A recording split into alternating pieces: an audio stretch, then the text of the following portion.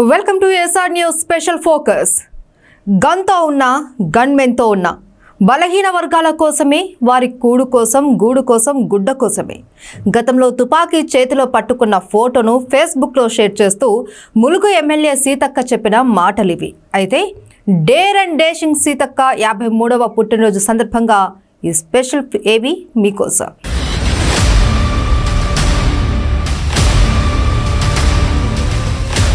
సీతక్క ఈ పేరు రెండు తెలుగు రాష్ట్రాలలోనూ సుపరిచితమే. ఈమె అసలు పేరు ధనసరి అనసూయ సీతక్క. కానీ సీతక్కగానే ఆమె చిరపరిచితురాలు. వయసు 52 సంవత్సరాలు. పొలిటికల్ సైన్స్లో ఆమె ఉస్మానియా యూనివర్సిటీలో PhD చేశారు. ఈమె తల్లిదండ్రులు సమ్మయ్య, సమ్మక్క. సీతక్కకు ఒక కుమారుడు ఉన్నారు. పేరు సూర్య. గతంలో జనశక్తి గ్రూపులో దళ సభ్యురాలుగా ఉన్న ఆమె తను ప్రేమించిన శ్రీరాములనే పెళ్లి చేసుకున్నారు. కానీ తరువాత విడిపోయారు. ఏ మార్పు కోసం తాను అడవి బాట పట్టానో అడవిని వీడాక కూడా తన లైన్ మార్చుకోలేదు అని ఆమె చెప్తూ ఉంటారు. అనసూయ మావోయిస్టు పార్టీలో చేరినప్పుడు 10వ తరగతి చదువుతున్నారు.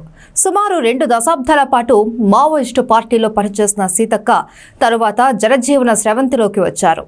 న్యాయవాదిగా ప్రాక్టీస్ చేసేందుకు లా కూడా చదివారు. సీతక్క తెలుగుదేశం పార్టీ తరపున 2004లో ములుగు నుంచి పోటీ చేశారు. కానీ కాంగ్రెస్ అభ్యర్థి పోడం వీరయ్య చేతిలో ఓడిపోయారు. తర్వాత 2009లో వీరయ్యపైనే గెలిచి అసెంబ్లీలో అడుగుపెట్టారు. 2014 ఎన్నికల్లో టీడీపీ తరపునే పోటీ చేశారు. కానీ టీఆర్ఎస్ అభ్యర్థి చందులాల్ చేతిలో ఓటమి పాలయ్యారు. 2018లో సీతక్క కాంగ్రెస్ పార్టీలో చేరారు. ములుగు నుంచే కాంగ్రెస్ అభ్యర్థిగా పోటీ చేసి గెలిచారు. సీతక్క నిరాడంబరత, సామాన్యుల్లో సామాన్యురాలిగా కలిసిపోయే స్వభావమే ఆమెకు ప్రత్యేకతను తీసుకువచ్చింది అంటారు రాజకీయ విశ్లేషకులు. కరోనా కాలంలో ఎవరికి వారు అన్నట్టుగా ఉంటే సీతక్క మాత్రం మారుమూల పల్లెలకు సైతం వెళ్లి ఆహార పదార్థాలు అందజేసిన వైనం అప్పట్లో వార్తల్లో ప్రముఖంగా నిలిచింది.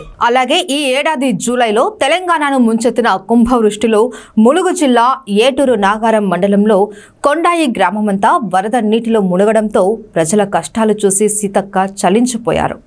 ఈ గ్రామ ప్రజలను రక్షించడానికి హెలికాప్టర్ పంపమంటూ ఆమె కన్నీరు మున్నీరైన వైనం సోషల్ మీడియాలో వైరల్గా మారింది.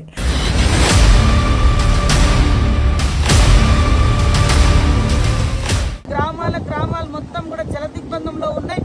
అలాంటి ప్రాంతంలో ఇరుక్కున్నటువంటి ప్రజలను సురక్షితమైన ప్రాంతాలకు తీసుకురావడం కోసం వెంటనే ఒక హెలికాప్టర్ ఇక్కడ ప్రొవైడ్ చేయాలని కూడా, ఇక్కడ అందుబాటులో ఉంచే విధంగా తీసుకొచ్చే విధంగా చర్యలు తీసుకోవాలని కూడా ఈ సందర్భంగా కోరుతా ఉన్నాం.